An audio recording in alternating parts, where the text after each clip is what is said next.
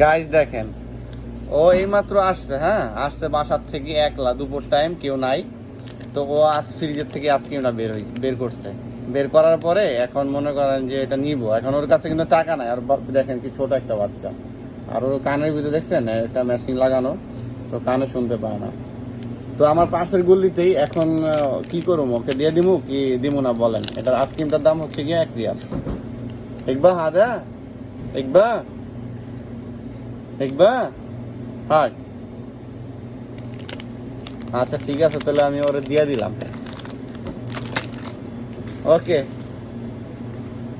তো ও কিন্তু টাকা নিয়ে আসে না, ও ছোট মানুষ, ও বুঝে না, যার কারণে হচ্ছে সমস্যা।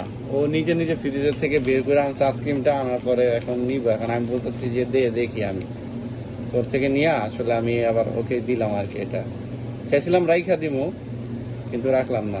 ওকে খালাস। ও কিন্তু গেটও খুলতে পারে না মনে হয়, ও খুব ঢুকছে, অনেক কষ্ট মষ্ট করে ঢুকছে। খালাস, বাই বাই। মানে একটু ভয় পাইতেছে যে আসলে আমি ওরে দিয়ে দিলাম, টাকা আনে নাই। আচ্ছা, ওরে গেট খুলে দিতে, ও তো একলা যেতে পারবো না।